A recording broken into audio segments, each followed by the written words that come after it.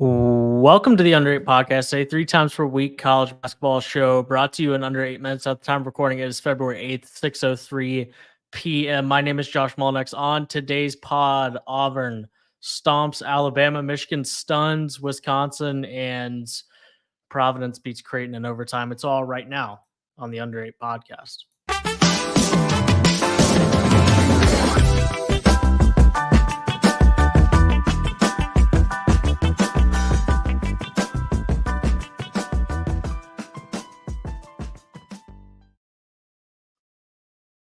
Auburn 99, Alabama 81. Josh, this edition of Auburn versus Alabama this year, not quite as competitive as the first one. No, there's your signature win for Auburn. I guess that would mean that I don't think Alabama is forgettable, which I do. So I mean, you're welcome to consider it a signature win, and maybe the metrics will tell you that it's a signature win. But in the how I actually feel about it category, congratulations on beating Alabama at home. And that's where I'm very much in the middle on this, because I don't think you're putting a lot of stock of it. No, there are people that are now ready to start talking about Auburn as a Final Four team. And to me, what we learned here is that Tennessee is the best team in the SEC.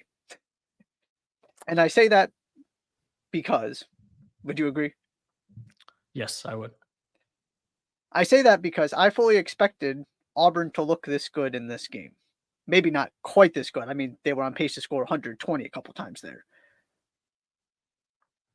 But Alabama just has no size, and Auburn has some really good interior players who just bullied Alabama. And when Alabama doesn't have everything set up systematically the way it needs to work, they don't have an answer because they don't have Brandon Miller. We talked about this last season. Brandon Miller was the antithesis, the plan B to what Nate Oates does systematically. And I mean, so I don't have too much to say about the actual result itself. I did expect Auburn to win this game, but maybe by more like 10 or 12 than 18. But they jumped on them. Then Alabama got back in the game because Auburn just stopped moving the ball offensively, because they're going to do that sometimes. They're going to take a bunch of shots, whether they're up 10 or down 10. And then they collected themselves. We're up 14 at halftime and just kind of kept doing the thing in the second half. Janai Broome, this is my big takeaway here. I'm curious what you think about this. Janai Broome is going to make an NBA GM look really, really smart when somebody drafts him back end of the first round, early second round. He is one of my guys in this draft already. I mean, 6'10" guy that doesn't really shoot the basketball. I mean, sure, maybe. He can.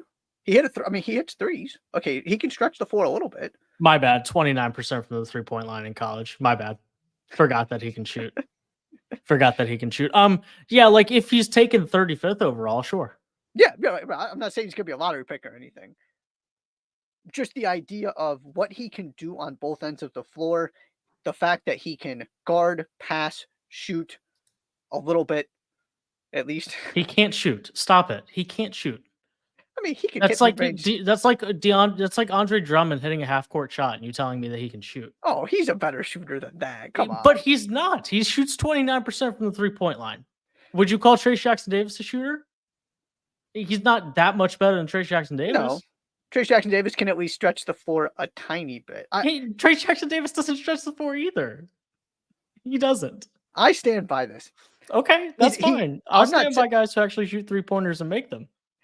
I'm not saying he's going to be a great NBA player. I'm saying he's going to be one of those guys that we look up, that I get irrationally excited about, and we look up and he is making contributions in a meaningful way. The same way Jaime Jaquez is for the Miami Heat, for example. The other thing, real quick, up next for Auburn, Florida, South Carolina, Kentucky. So we're going to find out how real this is. If they win 2 out of the 3, then we got to have a different conversation. If they lose 2 out of the 3, then everybody needs to acknowledge that this was an overreaction. I'm not jumping on board with this yet. They're good. To me, they're not on Tennessee's level. They are a better team than Alabama. That's what we saw over these 2 games the teams played. I don't really think it needs to be more complicated than that. Michigan 72, Wisconsin 68. Michigan not better than Wisconsin, but on this particular night they were 4 points better.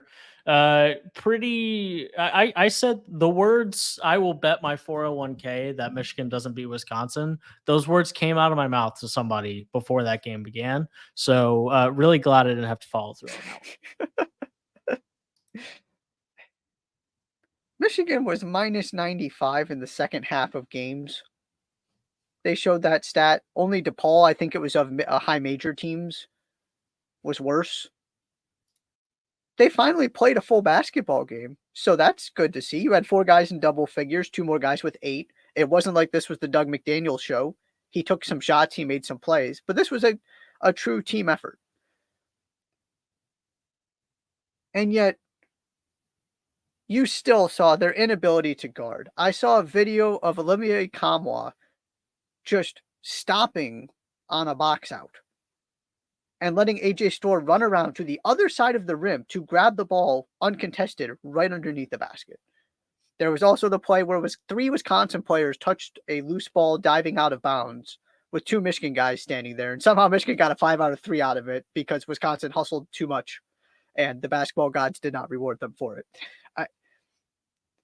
I say that to say, yes, Michigan made some shots because they are an individually talented team that can do this sometimes. If I'm Greg Gard, though, I am focusing on one specific thing here. And that is the stretch in the second half where Wisconsin had taken back control of the game. And it looked like, okay, here we go. Michigan's second half collapse again. Nothing new here. Then Wisconsin started taking threes. There was a stretch. It probably went for about 8 minutes. They had 4 missed threes, a blocked 3, and 3 turnovers. On every possession in which they attempted to score inside the 3-point line, I mean, outside of the turnovers, they drew a foul or scored. They just stopped doing what was working because Michigan could not guard them on the interior. And then they kind of got back to it, and then they made some threes, and Michigan made some plays, and it was a little bit too late to finally kind of get that second comeback after Michigan took the lead again. If they would, and Robbie Hummel was talking about this immediately on the broadcast, and I just kept going, he's right. And it just kept happening. If they would have probably just not, I almost would have just said, if you take a 3, you're sitting because they can't stop us on the inside. That was to me where the game turned, and credit to Michigan. They did show up. There's still some head scratching effort things going on, but they put in 40 minutes and got a signature win that nobody saw coming. You should be able to beat Michigan with missing 2 toes on each foot. If you're actually a team that I'm supposed to respect as one of the 10 best teams in the country, yep. Like nobody near the top of the sport is having a night like this. Not even Purdue. No. And that's why I wanted to. I got no idea what it says about Wisconsin, but it's like, if anything, Wisconsin never losing this type of game should be its calling card. Right. I should never have to worry about this. That's what we say about Wisconsin in the years that they're good, is that they just win so many conference games. And because they don't do crap like losing at 7-15 Michigan, who's probably not even that good, who's probably has a better record than they actually are.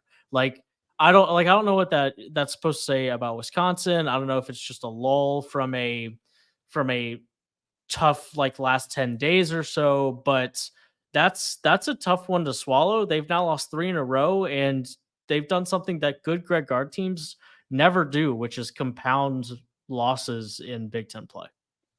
And that losing streak started with blowing a 19-point lead, 16-point halftime lead against Nebraska? I think it was 19 at one point and 16 at halftime. Yeah. Which is also not something Wisconsin does. And that is why I wanted to illustrate some of the things that Michigan still did in this game that explain why Michigan is having this kind of season. It's not like Michigan was flawless out there. And they still, to their credit, they did show up for 40 minutes, which has not typically been the case. But I'm right there with you that it's not like this was a Michigan just could not do anything wrong, and sometimes you just don't really have a chance. That's not what we're talking about here. Wisconsin should have found a way to win this game. Absolutely. And maybe that's the reason that Wisconsin will make a deep run in March when some of these teams that are decent the last 5 years at Wisconsin just didn't have the offense to do so. Maybe that'll be the reason they go deep. Yep. But it also might be the reason that on February 8th, the Big Ten races is either over or a 2-team race, and and one of those 2 teams is not Wisconsin. So we'll see how it goes. We'll see how it ends up, but that was pretty stunning. Last but not least, Providence 91, Creighton 87 in overtime. Felt like this was kind of one of those games that the entire college basketball world was watching by the time it finished. Overtime, like I said, 91-87. Devin Carter was crazy. Josh Aduro was crazy. Those 2 guys combined for 60, which is not a sentence you say very often in college basketball. And oh, by the by, both of them had more than 10 rebounds and combined for 9 assists as well. So 2-man show there, and they get a win over the Creighton Blue Jays, who are now 7-5 in conference. Yeah, huge win for Providence, right there on the bubble. Every game at this point is massive, and obviously to get a notable win as well. And you look at the schedule left: at Butler, difficult but winnable. Home against St. John's, should probably win that one. Home against DePaul, you should absolutely win that one. At Xavier, you're not scared by that game. At Marquette, chance for another signature road win. Versus Villanova, you should win that one. At Georgetown, you should win that one. Home against UConn, there's your glorious opportunity in front of your fans. This is absolutely doable.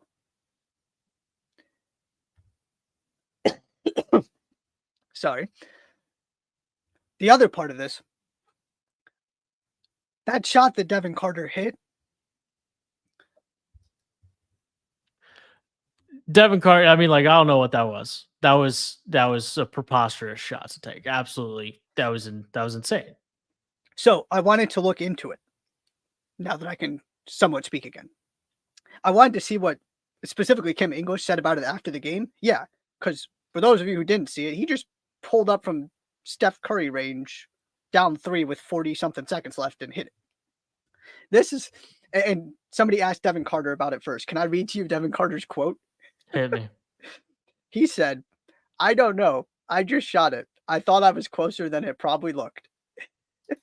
He then proceeded to talk about how he takes those shots all the time. He was working on it in shoot around, that he feels very confident with that shot. And then Kim English makes a point of jumping in and says, that was the very last shot he took in shoot around. Being the emotionally intelligent guy that because I was curious if he was going to get on Devin Carter at all. Oh, no. He had his guys back 100%. I just found that incredibly amusing. And credit to Devin Carter. At least he was honest. He didn't pretend like it was a good shot. He just said, I know I can take it. I know I can make it. I work on it. I just decided to shoot it. Glad it went in. Yeah, I can't begin to tell you how bad of a shot that is. Like, not only is it from the nose of the Providence Friar, it's with like 17 seconds left on the shot clock. Down 3. That's probably the game if you lose it and if you miss it. Yeah. Whatever. Hey, I mean, shoot or shoot, right? Yeah. And he had one earlier in the second half too. He decided he was Steph Curry, where any shot within, half court is a good one, and it worked. At least you were 4 of 7 from the 3-point line up until that point. Yeah. If you're 1 of 8 and your name's not Steph Curry and you're taking that shot, yeah. No, he was feeling it for sure. Yeah. Can I talk about? Josh? I think I've decided what is so frustrating to me about Creighton's offense. It seems like that it's Bryce Hopkins' list. Creighton. Oh, Creighton, my bad. Yes. Yeah. And Creighton's offense is Bryce Hopkins. That is true. That's not an incorrect statement. Yeah, that's true. Because we're both of the mindset that with this much pure talent, it should be much better than it is.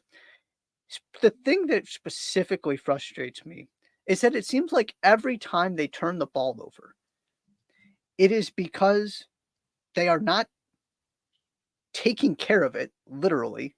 People are knocking it away. They're not being strong enough with it. People are taking it from them.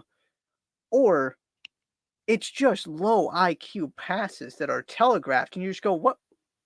Of course he just read that and jumped right into the passing lane. And so if you go watch the highlights of this game, you just saw it time and time again of what was going on there.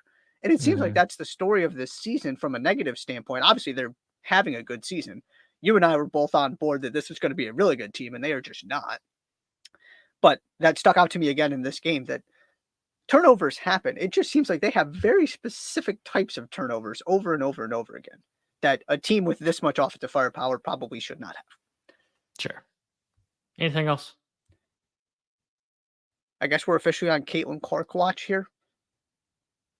It's going to be, we've got, under 3 hours before this game. And then again, obviously this weekend, it's going to be tight. But by the time we podcast again, she may be the all-time leading scorer in women's college basketball history. We shall see. We shall see.